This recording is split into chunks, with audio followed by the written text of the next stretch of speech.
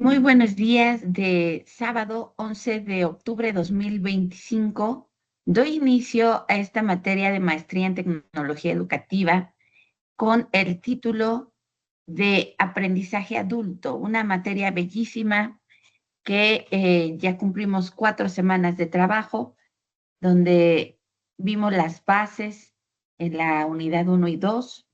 Ya se aplicó la evaluación parcial y ahora nos vamos a la segunda parte, el segundo parcial, que son otras 4 semanas, y posteriormente una evaluación. Seguimos con temas de lo más interesantes, relevantes, útiles, y vamos a trabajar el día de hoy en la unidad 3. Voy a compartir pantalla para que podamos ver el plan de trabajo de esta semana. En esta unidad 3 se titula Modelo de aprendizaje de adultos en situación educativa.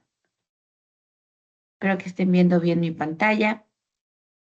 Es el propósito de esta unidad conocer el proceso de aprendizaje en el adulto para implementar estrategias pedagógicas eficaces que faciliten la construcción significativa del conocimiento y el logro de los objetivos de aprendizaje.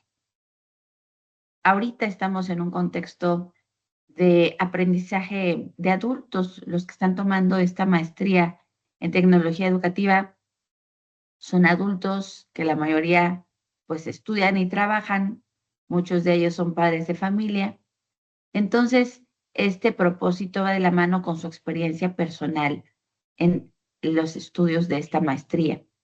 Y sabemos que el aprendizaje, el proceso de aprendizaje de un pequeño en edad preescolar es distinta de un niño en primaria chica, en primaria grande, de un adolescente en secundaria, de un joven en preparatoria, en universidad. Y conforme van pasando los años, se tienen que implementar estrategias que sean eficaces, acordes a la edad educativa del aprendiente y que le ayuden a construir un conocimiento significativo, a lograr los objetivos. Vamos a dividir esta clase en 4 partes. La primera es una introducción. Esperemos que se llegue a conectar algún estudiante para implementar una dinámica. Después vamos a tener la fundamentación teórica de la clase, el desarrollo temático. Por último, el cierre y la forma de evaluación de esta semana. La idea es que tengamos una clase dinámica con contenido rico, abundante y que podamos compartir en un primer momento una experiencia significativa de aprendizaje adulto, identificando factores que favorecieron u obstaculizaron el proceso, porque llega a pasar que una persona que tiene mucho tiempo que estudió quiere retomar sus estudios y no se encuentra con una buena motivación, un contexto adecuado, no le da el tiempo, el método que emplean con él tal vez no sea el apropiado, se le exige demasiado, se le comprende poco. En la fundamentación vamos a ver que el aprendizaje adulto se basa en la experiencia como fuente de conocimiento, la autodirección y la necesidad de aplicar lo aprendido en la vida real. En el desarrollo temático vamos a tener un análisis profundo de los factores del adulto, del medio y de la situación educativa que influyen en el proceso de aprendizaje.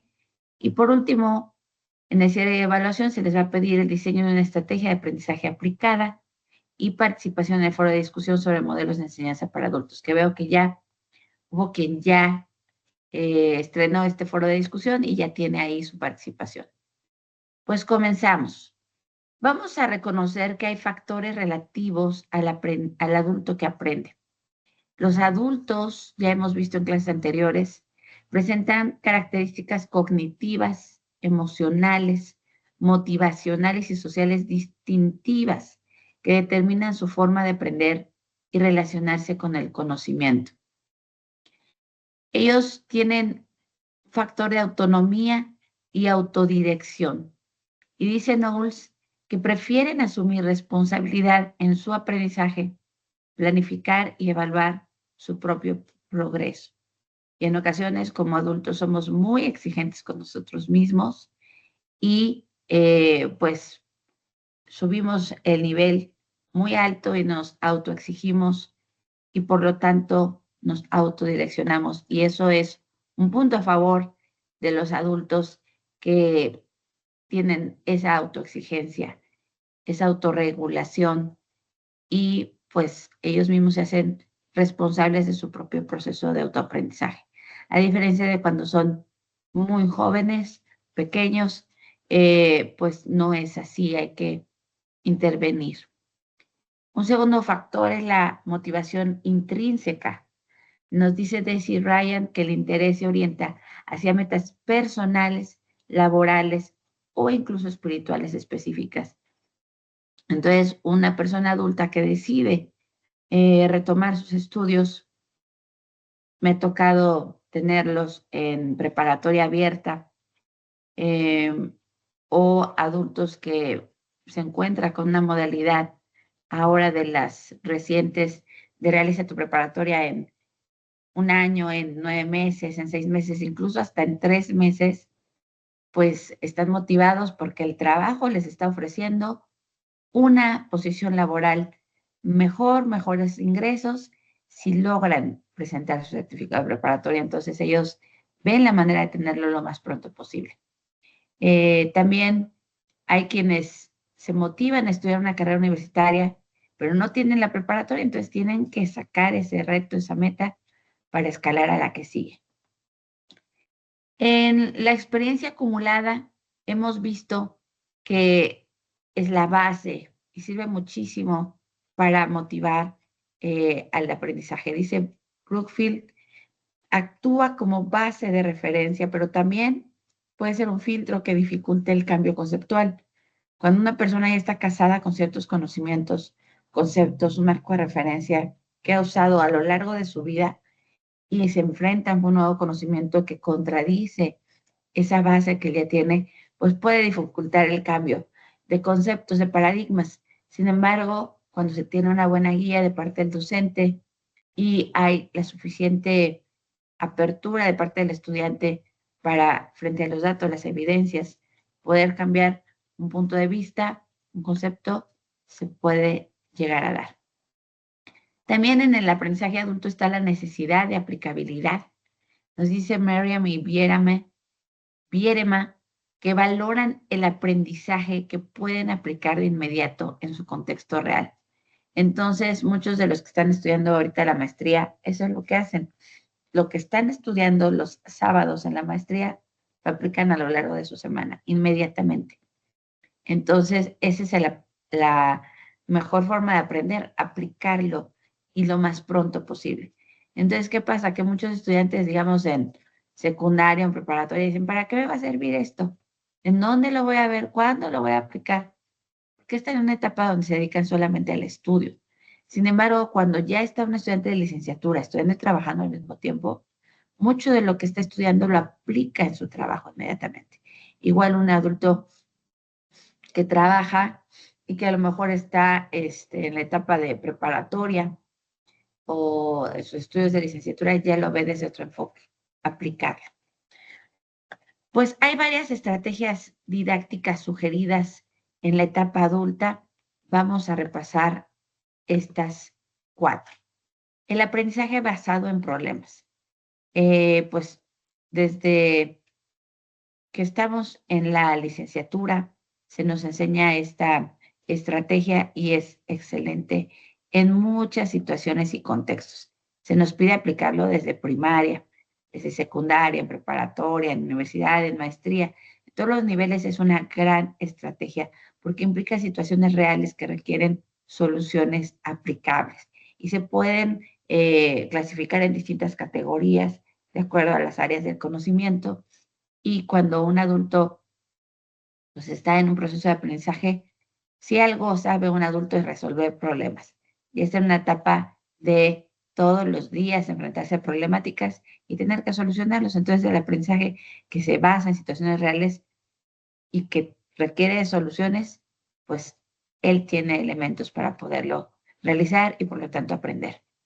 También está el estudio de casos, que me parece que ya les he comentado de esta maestra de Derecho que en su antología de Derecho, que es una recopilación teórica de todos los autores que ella iba a ver a lo largo de un tetramestre, siempre incluía en la parte final casos de resolución práctica, aplicando las leyes, las normas, los principios del derecho. Entonces son análisis de experiencias contextualizadas y eso sirve mucho para aterrizar los conocimientos, para ver si realmente el aprendizaje teórico que se le dio lo puede aplicar en un estudio de casos. También está la reflexión crítica sobre la práctica, que es la evaluación metacognitiva del propio proceso. Entonces, es otro de los elementos que se quiere desarrollar en el adulto, el pensamiento crítico, el que no todo lo que llega a él lo introyecte, lo haga parte de sí mismo, sino que lo filtre, lo analice, lo desmenuce en sus partes mínimas y lo pueda reflexionar críticamente. Está la mentoría entre pares, que sirve muchísimo porque siempre cuando se da un contexto de aprendizaje de adultos,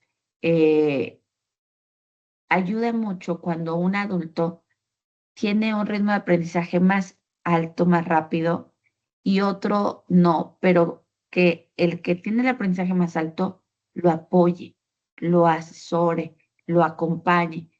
Esa es la mentoría entre pares, aprendizaje colaborativo y horizontal, porque puede ser que el docente de la clase pregunte al final, ¿hay alguna duda? Y pues no, resulta que nadie levanta la voz, nadie quiere preguntar por temor, por inseguridad, por qué van a decir. Entonces hay gente que sí se queda con dudas. Por eso yo casi no hago esa pregunta, sino hago preguntas de verificación dirigidas, donde si yo veo que alguien no estuvo muy atento o llegó tarde o estuvo dormitando, porque me ha llegado a pasar, sobre todo los alumnos policías que vienen de jornadas de no dormir, y o alguien que sé que va con un aprovechamiento bajo, hago preguntas de verificación para saber si cierto tema, concepto quedó claro. Pero cuando no se llega a saber, entonces entre pares llega a estar la confianza. Oye, no entendí bien ese concepto, ¿me puedes explicar? Oye, la tarea no me quedó clara, ¿me puedes comentar de qué se trata? Entonces, cuando se da esta confianza entre pares, el aprendizaje colaborativo puede ayudar muchísimo y entre compañeros se puede aminorar el temor, el estrés, la ansiedad, porque se apoyan entre ellos y esto es buenísimo. Les hago una pregunta. ¿Cómo equilibrar la experiencia del adulto con la apertura a nuevos conocimientos en contextos educativos formales? ¿Cómo ha sido la experiencia de ustedes mismos? Por un lado, tenemos los conocimientos adquiridos a lo largo de la vida, los que han sido producto de nuestra experiencia, de nuestras vivencias. Y por el otro lado, tenemos nuevos conocimientos que se nos dan en un contexto educativo formal. ¿Cómo equilibrarlos? ¿Cómo lo han hecho ustedes? Los invito a que reflexionen esta pregunta. Nos dice Jarvis, el aprendizaje en el adulto ocurre mejor cuando se relaciona directamente con sus roles sociales y laborales. Y esto es así cuando un aprendizaje, cuando un adulto está trabajando y estudiando al mismo tiempo, los aprendizajes más significativos son los que le hacen clic y se embonan en lo que él está viviendo en ese momento en su entorno social o laboral. Y dice, sí, sí, es cierto, es así es, y ya me hace sentido, ya entiendo muchas cosas, es como ir armando un rompecabezas donde él va fortaleciendo sus esquemas mentales, sus aprendizajes nuevos con los que ya tenía. Vamos a ver características del medio del adulto que aprende. ¿Cuál es el contexto del adulto? Pues él es parte de una familia, está en un entorno laboral, es parte de una sociedad, ya tiene acceso a un contexto tecnológico que varía. Hay quienes tienen solamente su celular, hay quienes tienen laptop, hay quienes tienen computadora, hay quienes tienen un iPad, una tablet prestada a lo mejor de uno de sus familiares, hay quienes tienen internet en casa, hay quienes tienen que ir a un cibercafé a conectarse y ver las clases grabadas porque no las pueden ver en línea, etcétera. Y el contexto cultural es distinto que alguien esté tomando una clase virtual en un contexto citadino, donde no falla el internet tanto, donde hay servicios públicos, pues donde se puede tener mejor acceso a servicios públicos, a cuando está una persona en un contexto rural, donde no hay internet, donde a veces no hay luz, donde tiene muy difícil el acceso a el aprendizaje, en este caso virtual. Entonces, el contexto del adulto influye decisivamente en su desempeño como estudiante. La andragogía contextualizada reconoce que el entorno determina tanto la motivación como la permanencia del adulto en programas formativos. Hay ocasiones que el adulto quiere, necesita, desea retomar sus estudios, ya sea que se haya quedado con la primaria pendiente o con la secundaria o con la preparatoria, y el contexto que tiene no le da para poder lograrlo.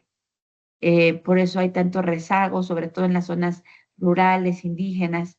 Sigue habiendo mucho analfabetismo de personas que no saben ni leer ni escribir porque tienen las escuelas muy lejos de sus casas, porque sus mismos padres no aprendieron a leer y no le enseñan a sus hijos. Entonces, el contexto del adulto influye mucho. Y si se va a implementar una andragogía, una educación basada en el adulto, pues hay que reconocer su entorno para poderlo ayudar, motivar a que permanezca, a que termine su plan de estudios. Ahora, en cuanto al tiempo y las responsabilidades, el adulto debe conciliar múltiples roles, perdón, su estudio, el trabajo, su vida familiar, ya no la tiene fácil como cuando un estudiante solo se dedica a estudiar, digamos, en la etapa de licenciatura. Hay muchos estudiantes que tienen el beneficio de que papá, mamá, tutor, les paga su educación y ellos no tienen que trabajar para nada, están de lleno en sus estudios, en el deporte, practicando algún arte. Es diferente cuando un estudiante universitario decide continuar, pero que ya no tiene el apoyo de sus padres y tiene que trabajar. Entonces su tiempo dedicado a los estudios universitarios se acorta muchísimo porque pues sabemos que el trabajo tiene jornadas laborales muy extensas. Y se complica aún más si resulta que están en la universidad, embaraza a la novia y ambos son estudiantes y no quieren dejar los estudios y tienen que enfrentar la paternidad, la maternidad, estudiando y trabajando. No es imposible, me consta, porque he visto a muchos estudiantes que han logrado sacar adelante estas dificultades de combinar exigencias tan altas como es el estudio, el trabajo y la paternidad, pero lo han realizado.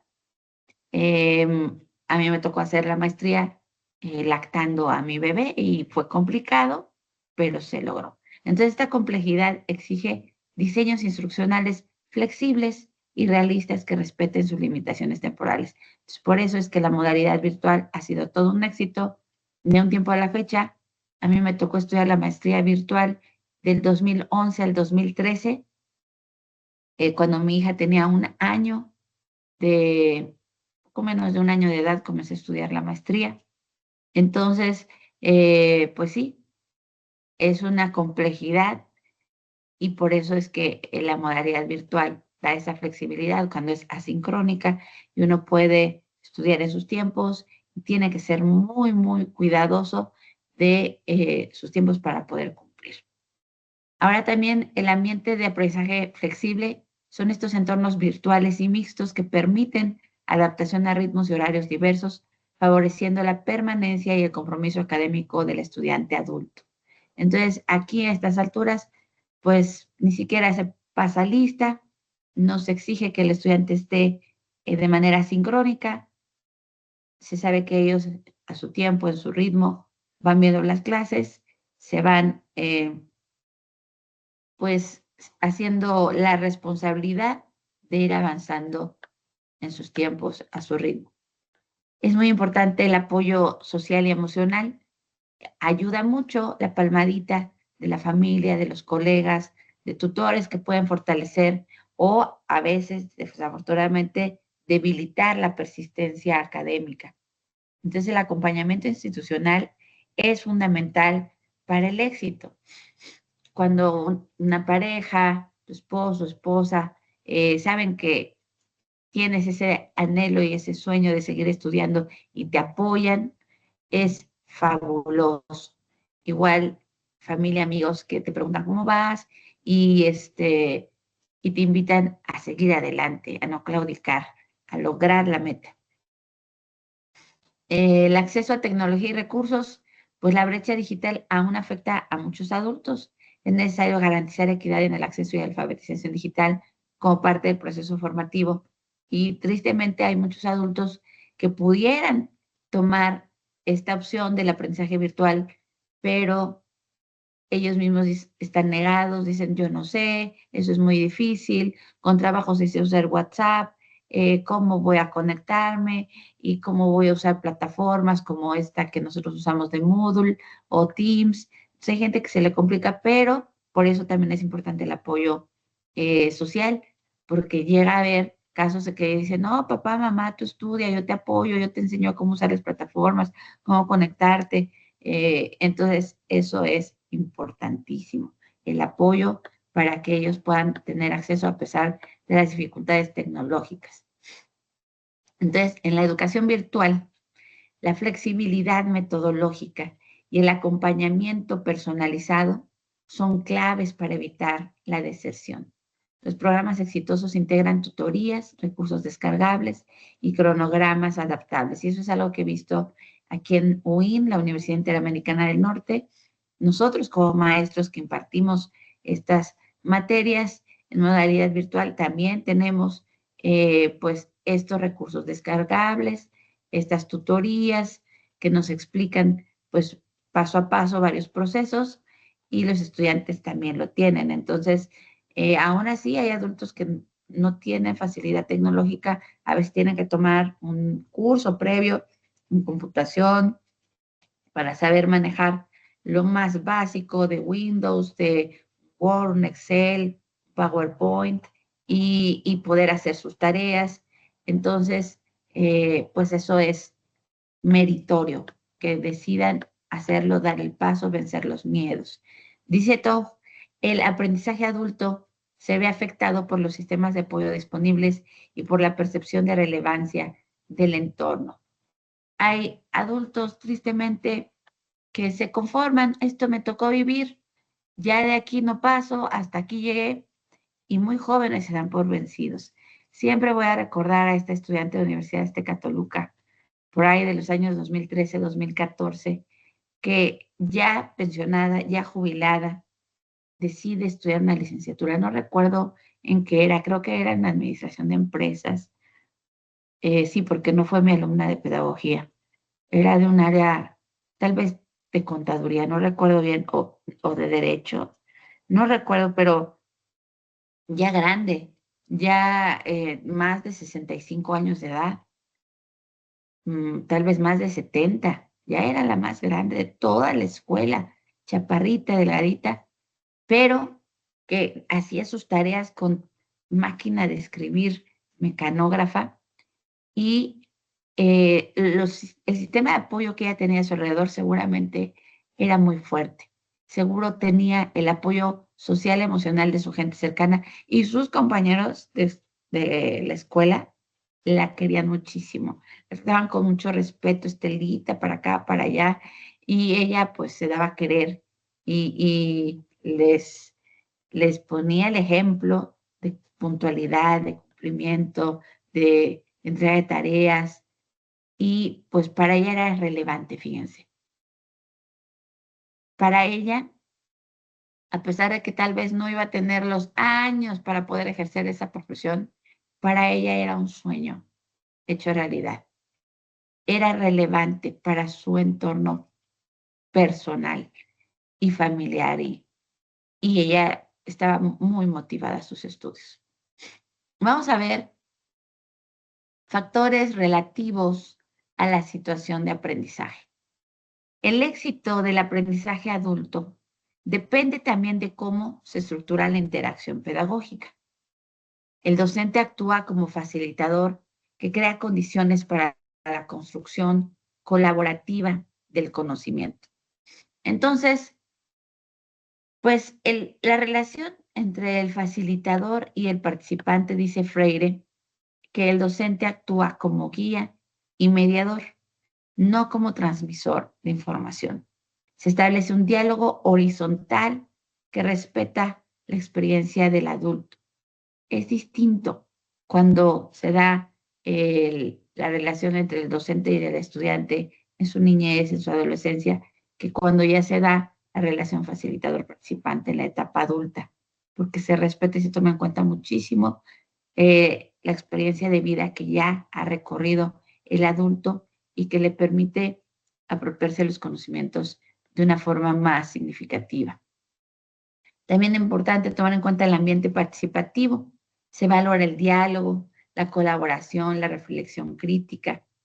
Esto es lo que se extraña de un salón de clases presencial, donde están todos ahí, participan, en ocasiones se da el debate interesantísimo, porque dan a conocer distintos puntos de vista, distintas experiencias, porque el punto de vista de uno contradice el otro, pero se favorece esa reflexión crítica y los espacios de aprendizaje deben ser seguros para el error y el cuestionamiento constructivo.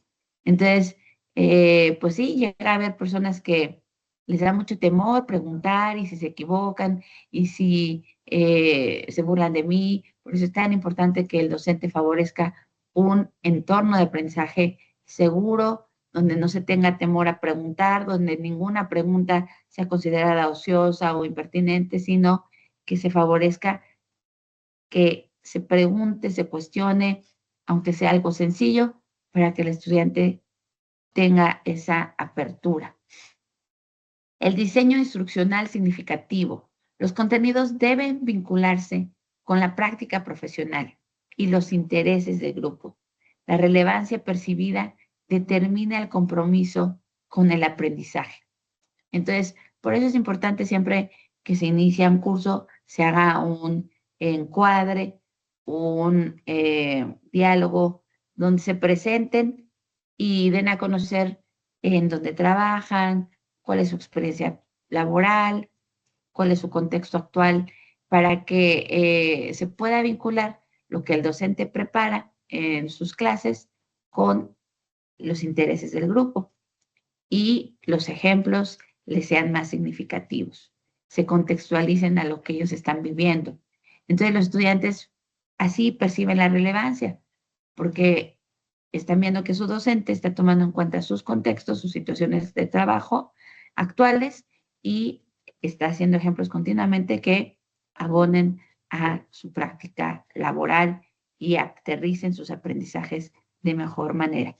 Y eso hace que también el estudiante se comprometa con sus estudios, porque dicen, el profesor está tomando en cuenta lo que yo estoy viviendo en estos momentos y está adecuando sus clases, sus ejemplos a hacérmelo a mí más digerible. La evaluación formativa permite retroalimentar y fortalecer la autonomía. Se privilegia la autoevaluación y la reflexión metacognitiva sobre la calificación sumativa, que finalmente los docentes sí o sí nos piden una calificación cualitativa para poder asignar una boleta y en su momento un certificado de estudios con un promedio. Sin embargo, pues hay distintas formas de evaluación formativa y hay algunas que sí implican la autoevaluación y la evaluación de pares, la coevaluación. Entonces, sí es importante que se esté retroalimentando continuamente para que el estudiante sepa cómo va y estarlo motivando. Un ejemplo práctico es implementar portafolios reflexivos en línea que documenten el progreso del adulto, fomentando la metacognición y permitiendo visualizar el desarrollo de competencias a lo largo del tiempo. Entonces, pues los docentes acostumbramos llevar portafolio de evidencias de nuestros estudiantes. Cuando son pequeñitos, pues se les pide un folder, una cartulina, pues que se adecue como un folder grande donde se vayan metiendo todos los trabajos que el pequeño está haciendo a lo largo del ciclo escolar. Ya cuando se es adulto y estamos en una modalidad virtual, pues aquí aplica un portafolio reflexivo en línea, donde los mismos estudiantes vayan documentando su propio progreso. Yo siempre les he sugerido abrir carpetas por tetramestre, por materia, por semana, para que vayan teniendo ahí en orden todos sus avances de materiales de apoyo, que hay tantos que da la UIN, y de sus trabajos que van presentando cada tetramestre. Todavía no voy a ir a esta parte de cierre y evaluación. Antes de ir a esta parte, voy a compartir parte de lo que viene en su plataforma para esta semana.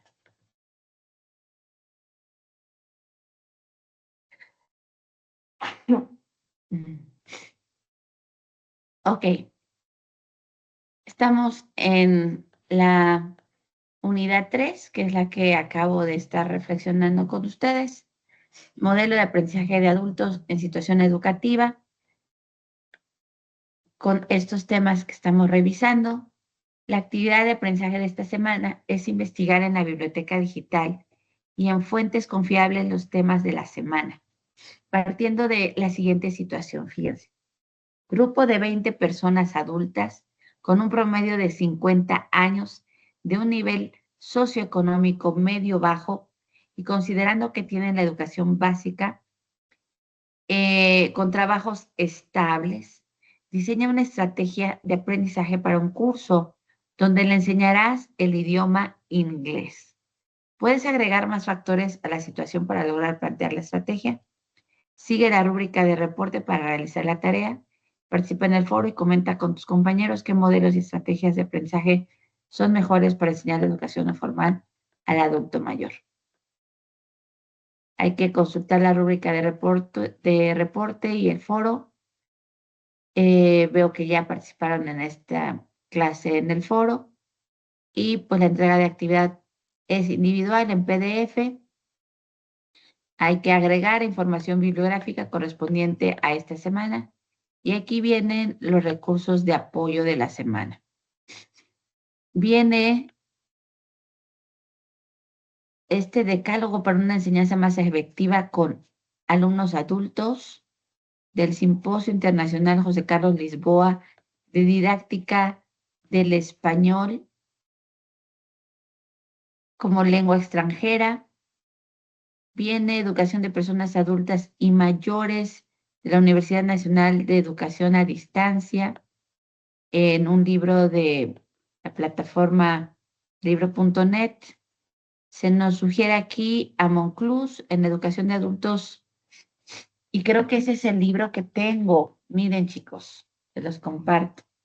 Este de Monclús Antonio, de 1990, Educación de Adultos México, Fondo de Cultura Económica, es el que tengo en físico. Por eso aquí lo están sugiriendo en físico, pero yo lo logré conseguir en la biblioteca la última vez que fui y que les había compartido en la clase anterior. Está Monereo, Casteló, Clariana Palma Pérez, con estrategias de enseñanza y aprendizaje, también en una liga de descarga en PDF, pero ese no lo pude abrir. Imagino que el URL ya no existe. Está Mortón, Victoria y otros en estado del conocimiento sobre educación de adultos y educación popular. Entonces voy a compartir los primeros dos que sí me abrieron para que los podamos revisar, que se me hacen de lo más interesantes estos contenidos. Vamos a ver primero el decálogo para una enseñanza.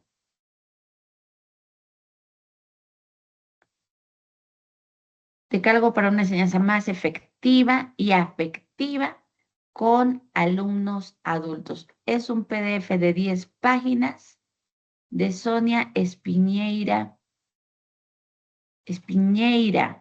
Caderno, del Instituto Cervantes de Varsovia, Cracovia. Vienen las características de los alumnos adultos.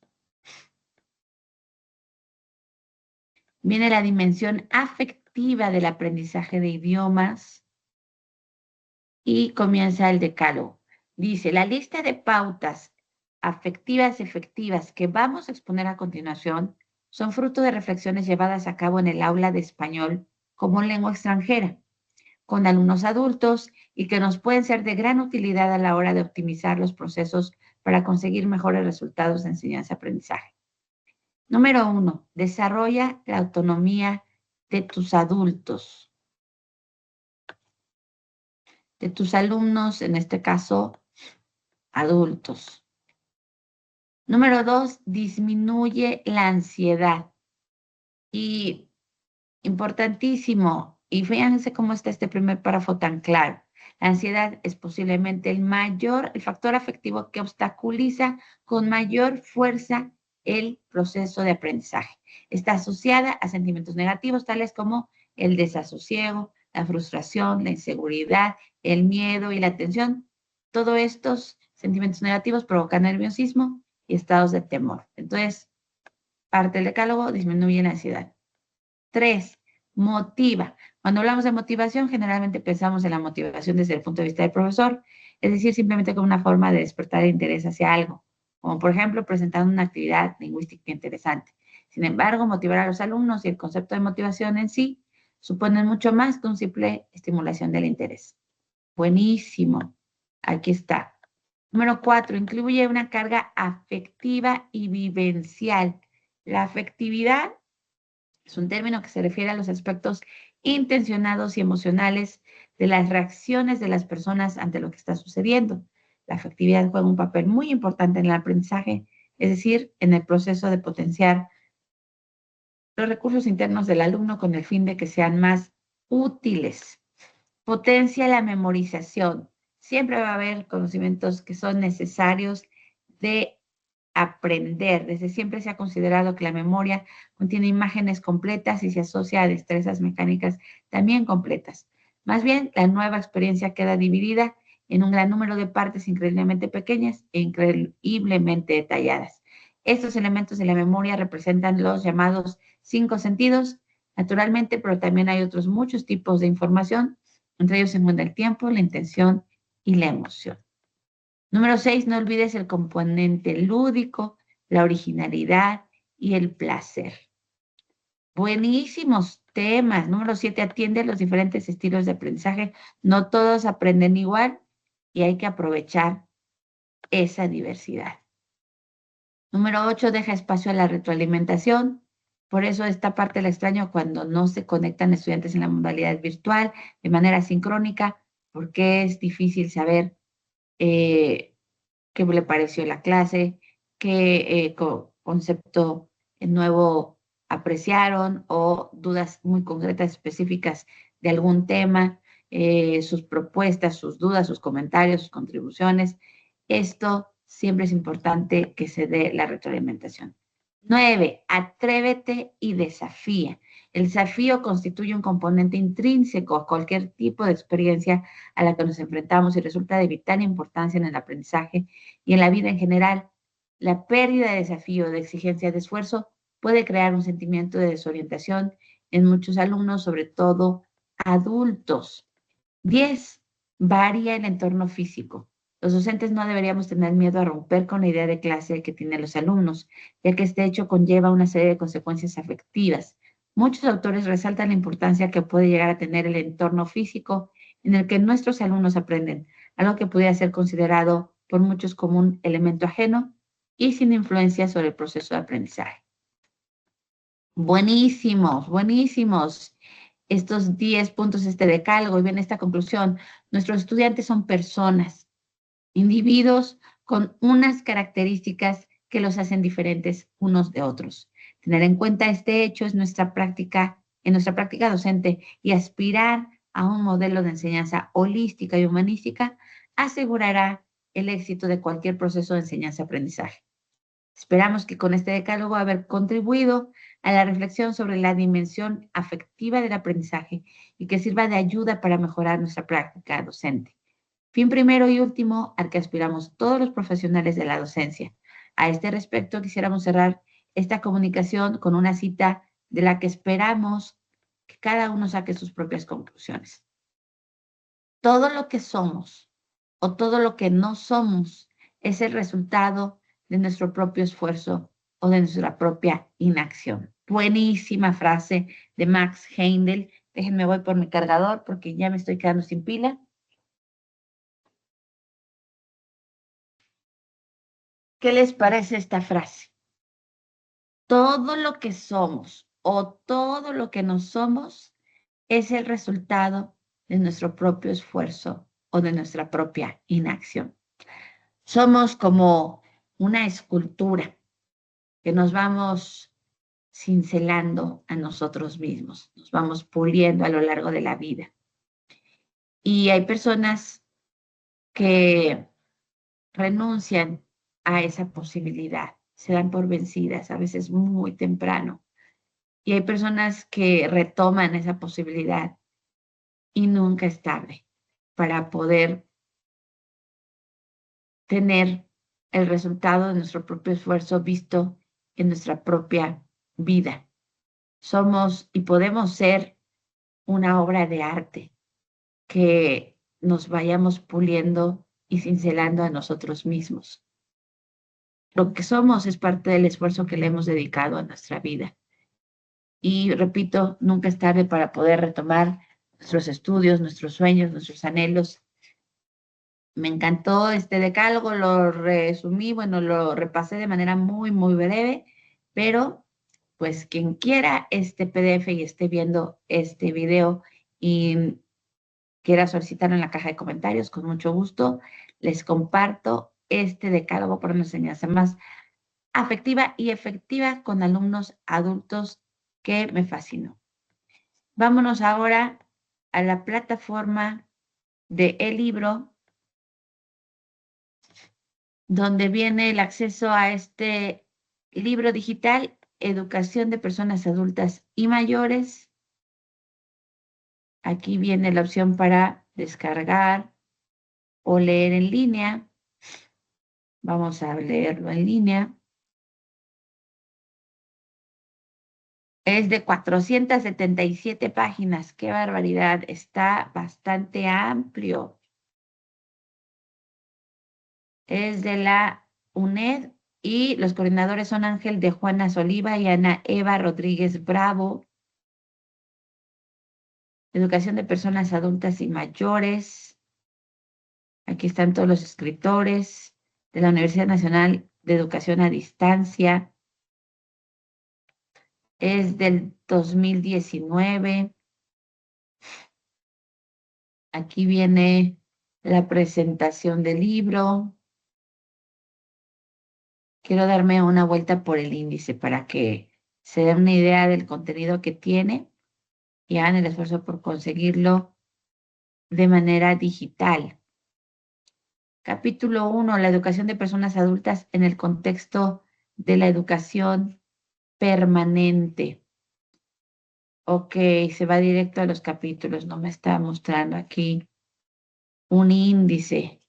Tal vez venga hasta el final. Capítulo 2, fundamentos del aprendizaje de las personas adultas.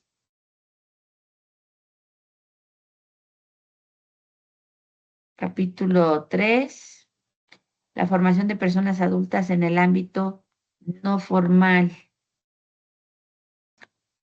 Capítulo 4, intervención socioeducativa en personas adultas y mayores. Capítulo 5, la intervención educativa con personas mayores en el ámbito penitenciario, derecho y oportunidad para el envejecimiento activo. Qué interesante capítulo. Capítulo 6, no, este ya es el 7. 6. Ocio, tiempo libre y salud en personas adultas y mayores. Bueno, hemos visto cómo la pirámide poblacional está viendo cada vez más adultos mayores y toda esta información es relevante para trabajar con ellos. Capítulo 7, hábitos saludables para un envejecimiento activo. Capítulo 8, inclusión de máximos para una ciudadanía activa, la participación, el empoderamiento y el emprendimiento social de las personas mayores. Qué valioso contenido de este libro. Capítulo 9, envejecimiento de la población y ley de la dependencia. Capítulo 10, atención a las personas mayores en servicios sociales, centros y residencias. No, pues completísimo, ¿eh? Completísimo este libro de 10 capítulos, que yo veo que es una joya de información que hay que aprovechar. Y por último, voy a retomar el libro que a mí me toca tener físicamente para poderles hacer algunos comentarios al respecto. Veo que aquí en su plataforma viene otro PDF más, que es de Morton Victoria, Estado del Conocimiento sobre Educación de Adultos y Educación Popular. Este sí viene para descargarse. Ya lo descargué, voy a mostrarlo en pantalla antes de mostrar el libro físico que yo tengo. Este es un PDF. Aquí está. Voy a compartir la pantalla.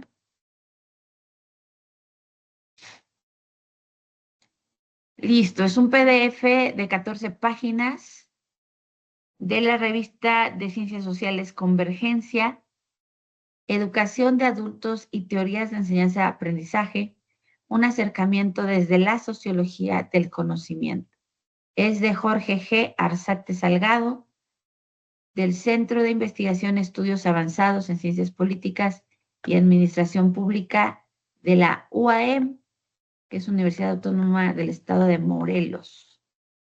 Viene la introducción, el problema del contexto de la enseñanza de adultos, la condición de pobreza como contexto a tomar en cuenta en la enseñanza de adultos, la mediación de la vida cotidiana, el proceso de enseñanza-aprendizaje como interacción social, las visiones funcionales de la enseñanza y el aprendizaje de adultos, el proceso de enseñanza-aprendizaje como hecho social total, la enseñanza como institución social, los procesos de enseñanza-aprendizaje de adultos como discurso ideológico.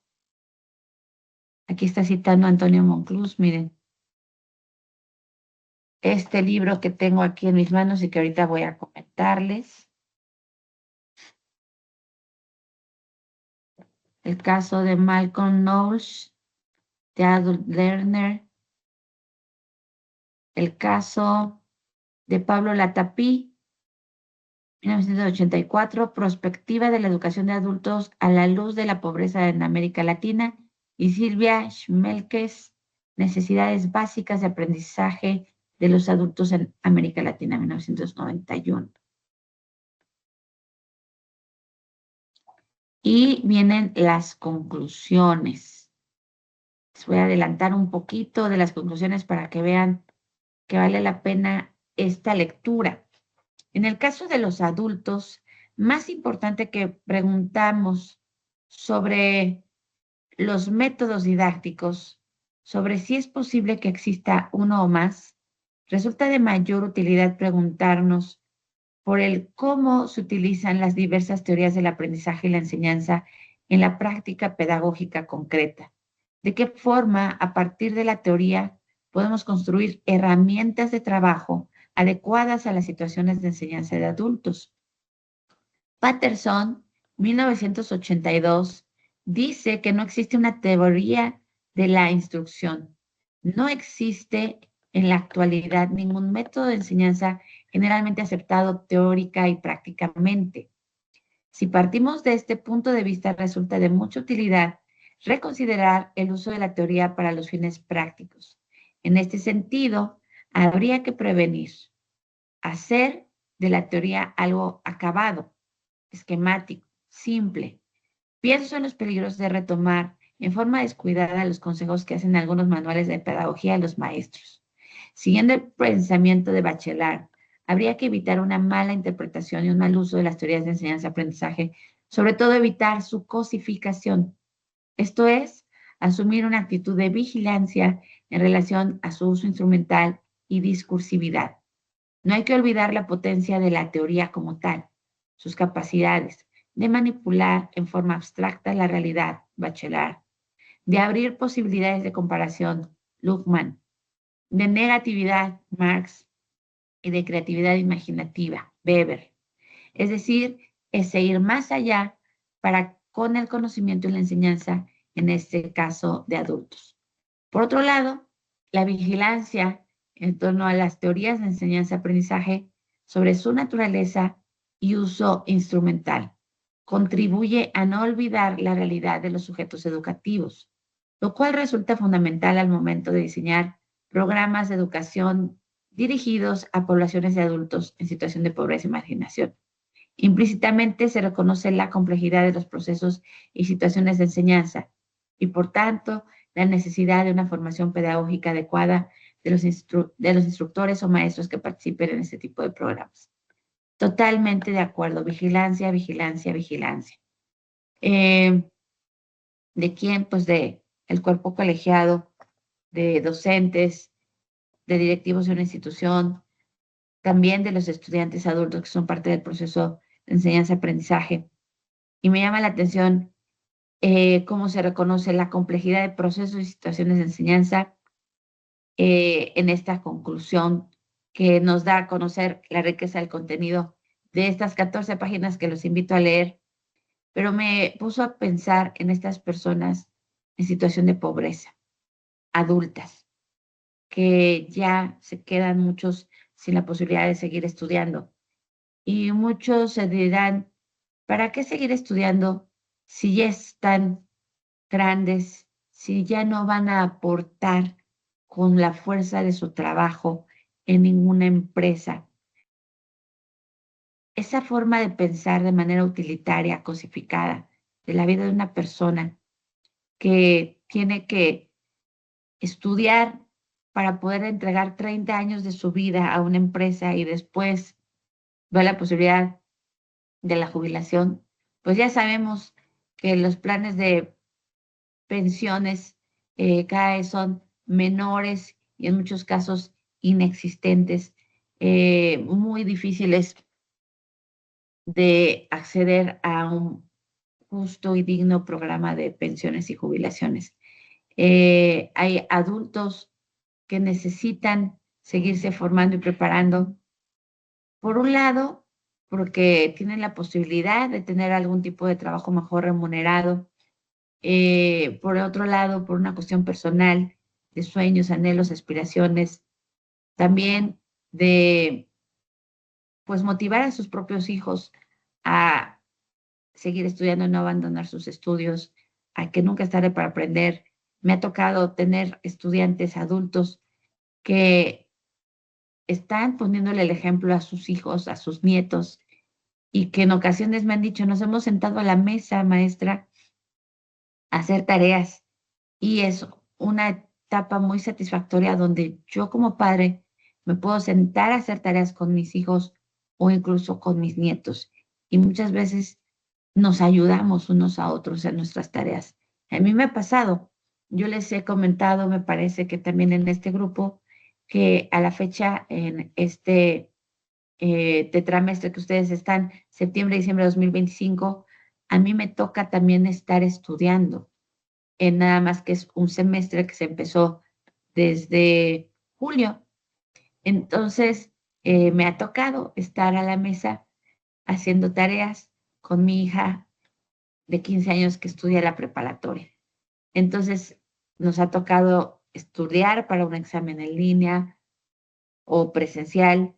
Nos ha tocado hacer tareas juntas, apoyarnos una a la otra, y esto abona a la unidad familiar, al diálogo, a la empatía, a comprender cómo se siente el otro cuando está estresado, preocupado por las tareas, por las entregas, por los exámenes.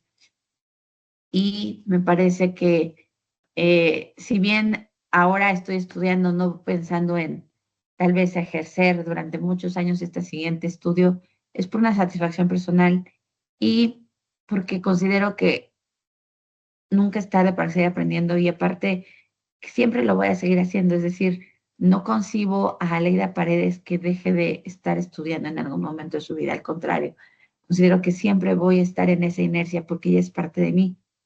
El tener 2 licenciaturas, una maestría, un diplomado, algunas certificaciones, y decir, y todavía me falta tanto por aprender, todavía quiero más. Entonces, hay adultos que a lo mejor en esta situación de pobreza, pues se les cierran muchas puertas, muchas oportunidades, no tienen quien les amplíe el panorama, quien les muestre que hay opciones incluso gratuitas para seguir estudiando, pero justo por donde ellos viven, a lo mejor no hay internet, no hay computadoras y se les cierran mucho las puertas. Entonces, qué bien hacen esas asociaciones que me consta que trabajan con pueblos indígenas en zonas rurales y que llevan programas de educación. Actualmente estoy trabajando con una que es Proyecto Alas, que en estas comunidades apartadas, en comunidades indígenas, viendo que no hay adultos que les enseñen a los propios niños, porque no tienen estudio los adultos de esas comunidades, diseñaron un proyecto de licenciaturas para adultos en situación de pobreza en zonas indígenas, que muchos de ellos solamente habían llegado hasta la secundaria, les dieron la preparatoria virtual y posteriormente les están dando ahorita la licenciatura virtual para que ellos sean los mismos docentes de los niños en esas comunidades donde Proyecto Alas les está dando la educación primaria y secundaria. Entonces, sí hay este tipo de instituciones que acerca la posibilidad de estudios universitarios a personas adultas en situación de pobreza, y pues esperemos que se sigan replicando cada vez en más y más lugares para que no haya pues la renuncia a este tipo de posibilidades. Voy a compartir por último algo de este libro, Educación de Adultos, Cuestiones de Planificación y Didáctica, de Antonio Monclús, que viene en su plataforma como un recurso de apoyo. Les voy a comentar el contenido, viene el prólogo, la introducción y comienza el contenido. Vamos a ver si el índice viene hasta el final, si aquí viene. Son 4 capítulos. El primero es la planificación en la educación de adultos. El segundo, educación de adultos y planificación internacional. El tercero, aspectos de la enseñanza con adultos. Vienen 5 aspectos. El 1, dimensión psicodidáctica y caracterización del adulto. El 2, el aprendizaje del adulto. El 3, educación de adultos y cambio social. 4, función epistemológico-social de la educación de adultos. Y 5, dinámica de socialización y educación del adulto.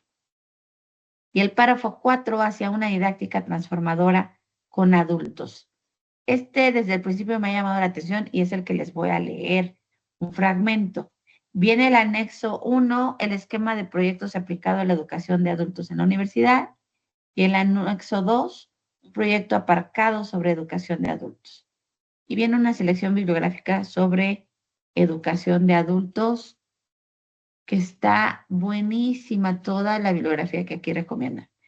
Voy a leer un fragmento de este 4º capítulo, hacia una didáctica transformadora de adultos, que me encantó el título. La práctica de la enseñanza del adulto, no ajena a una teoría de la enseñanza en cierto modo inseparable de ella, puede tomar diferentes enfoques, como la enseñanza en general. Hay una didáctica en lo que se refiere al mundo de los adultos, que puede tratar de aplicar un modelo eminentemente conservador o reproductor.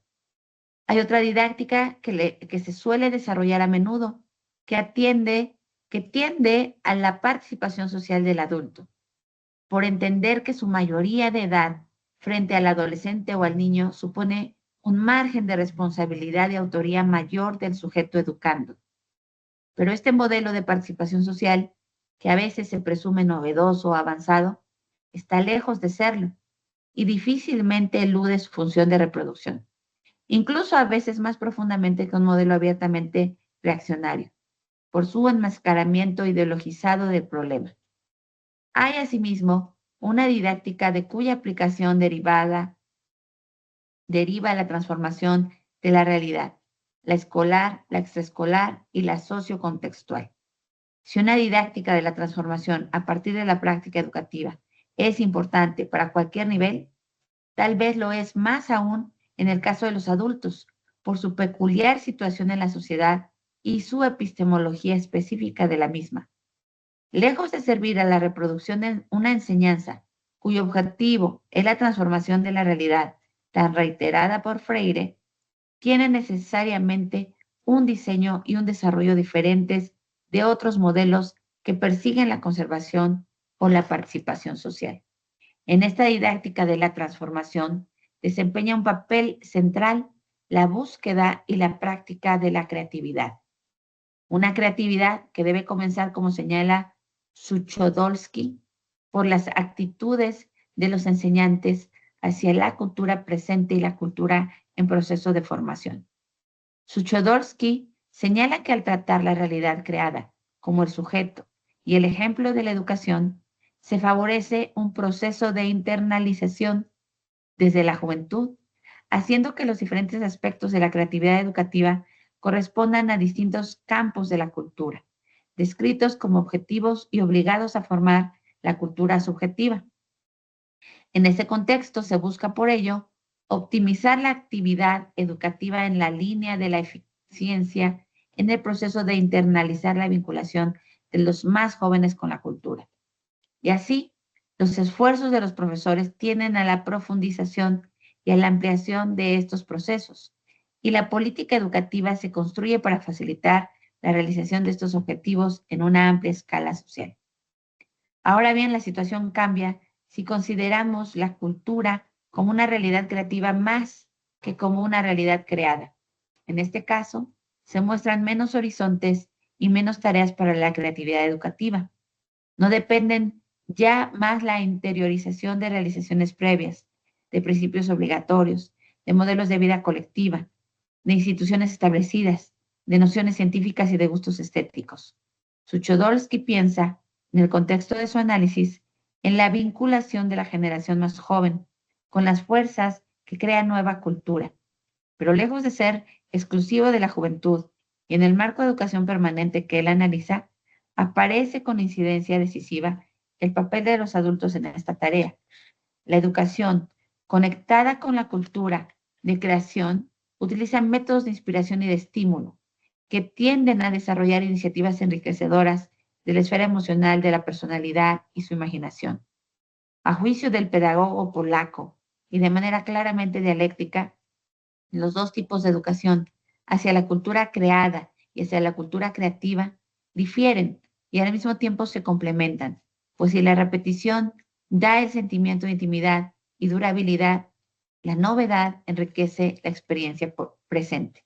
Así, por ejemplo, como hace notar Marcela Gajardo, en el caso de América Latina, suele ser un denominador común el plantear que la investigación educativa no puede hacer abstracción del contexto en que se desarrolla.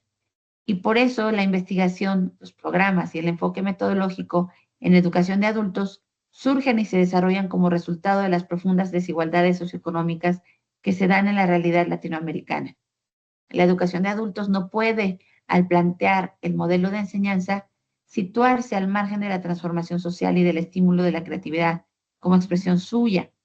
La práctica de la educación de adultos desde sus orígenes para esta autora está informada por la necesidad de cambio en las formas de organización social. Educación de adultos y cambio social se interrelacionan como mecanismos que viabilizan el logro de ese objetivo, conformándose entonces la investigación como un instrumento eficaz de conocimiento y transformación de la realidad. No obstante, el carácter marginal de la educación no formal en las políticas educativas, la heterogeneidad de los destinatarios y contextos y la variedad de procesos educativos involucrados. Pues como señalan Castillo y Latapí, a pesar de determinados avances en ciertas áreas de alfabetización y capacitación, en general prevalece en la educación no formal de adultos en América Latina una situación de extrema escasez de materiales didácticos, como reflejo de la situación general. En la reunión regional de educación de adultos de la OEA, desarrollada en San José de Costa Rica en noviembre de 1984, se plantearon unas propuestas referidas a la metodología y calidad de la educación de adultos, que reflejaban esta preocupación, según se puede comprobar en los apartados siguientes.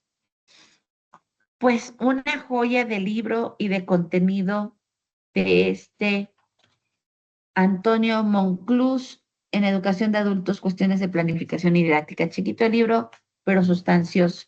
Yo en su momento les había mostrado que había traído de la biblioteca otros libros que trataban el tema de educación de adultos, aunque este que acabo de mencionar trae una gran variedad de bibliografía sugerida. Este es el otro que les mencioné, Andragogía, el aprendizaje de los adultos. Y parte de su contenido son los antecedentes de la andragogía, los avances en el aprendizaje de adultos y las prácticas de aprendizaje de adultos. Dentro de las prácticas está el modelo de aprendizaje del todo a las partes al todo, de profesor a facilitador de aprendizaje, resultados a liberar la energía de los demás, lineamientos para el uso de contratos de aprendizaje, diagnóstico de competencias básicas y guía de planeación, problemas y soluciones en el ejercicio de la multiplicación de la capacitación, un modelo para fomentar la eficacia del trabajador en actividades y ambientes nuevos, la unión de aprendizaje y desempeño en el desarrollo de recursos humanos. Por cierto, después de la lectura que acabo de hacer de Monclús, se me vino a la mente con respecto a lo que mencioné, que muchas personas dicen, ¿para qué esforzarse en educación para adultos si ya su vida laboral va a ser tan corta? Y mencioné que hay de todas formas acceso a mejores eh, oportunidades de trabajo y de sueldo cuando un adulto decide estudiar una carrera universitaria, pero también depende de la carrera. Hay carreras tecnológicas que le llevan a la práctica de, por ejemplo, un contador público. ¿Quién no necesita un contador? Yo he visto contadores públicos de muy avanzada edad que son una eminencia y se están actualizando continuamente en todas las nuevas legislaciones, pero que tienen mucha experiencia y que tienen muchos clientes aún con una avanzada edad. También he visto abogados de muy avanzada edad y quién no necesita en algún momento un abogado. Es decir, los buenos abogados siempre van a tener trabajo, aunque sean de mucha edad. ¿Por qué? Porque entre más edad, más experiencia y y eso es muy importante en la práctica del derecho. Entonces, nos podemos poner a pensar en carreras que tienen una gran longevidad en la práctica y que también en la parte de los negocios. Hay personas adultas que dicen, pues yo voy a estudiar una carrera universitaria por gusto y placer porque yo tengo mis negocios y son muy prósperos a nivel de negocios, pero cuando se meten a estudiar una carrera universitaria relacionada con los negocios, enriquecen mucho su sistema, sus procesos, su propia pues concepción de los negocios y lo llevan a una escala mayor. Es decir, eh, depende del adulto la carrera que él decide estudiar en la etapa adulta, todas las posibilidades que tiene a su futuro. Pongo ahorita unos ejemplos, pero puede haber muchos más que ahorita no se me estén ocurriendo, pero que ustedes seguramente sí, y que da esa longevidad. Me gustaría leer un fragmentito de este libro, Resultados a liberar la energía de los demás. página 229.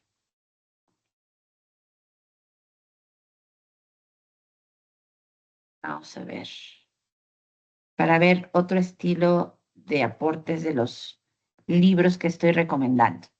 Voy a leer un fragmento del capítulo 12, Resultados a liberar la energía de los demás, de Malcolm Knowles, en el libro de Andragogía, El aprendizaje de los adultos, de editorial Oxford.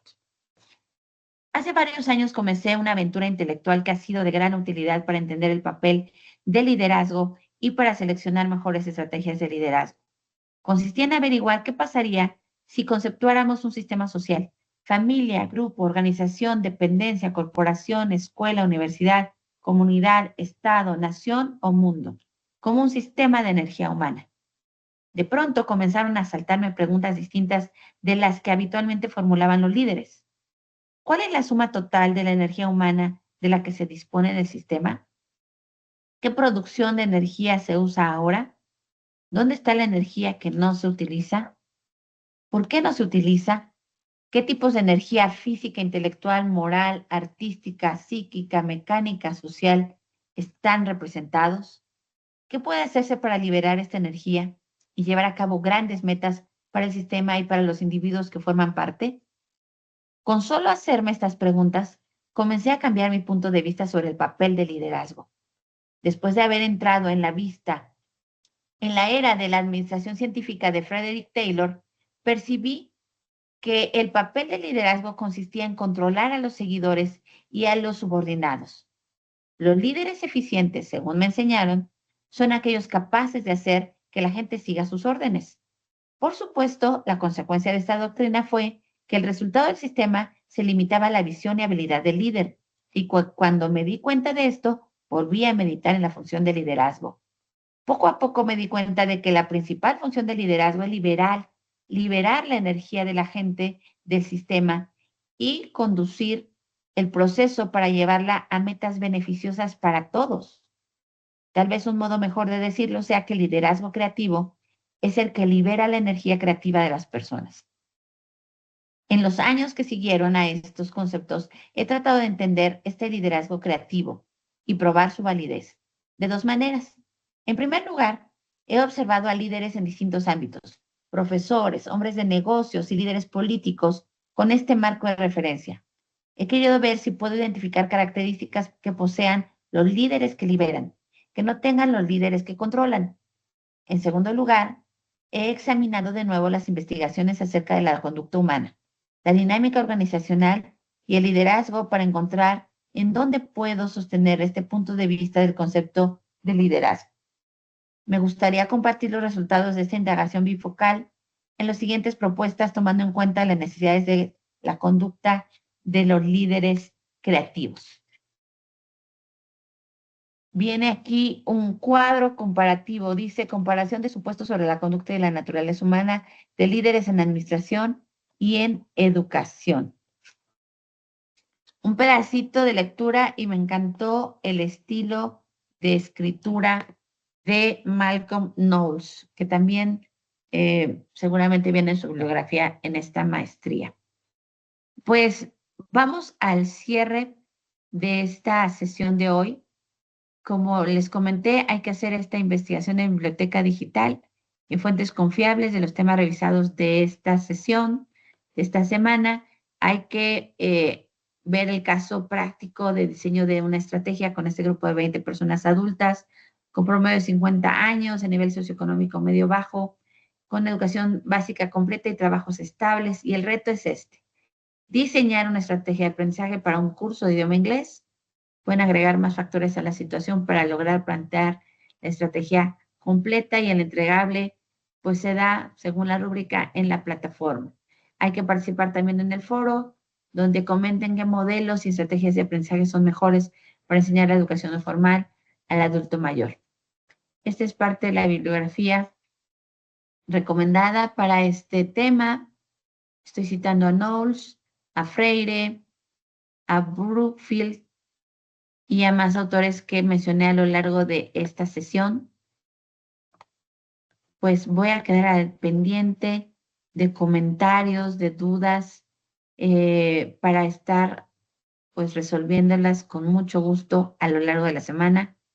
Hasta aquí queda la clase de hoy. Les deseo un gran fin de semana.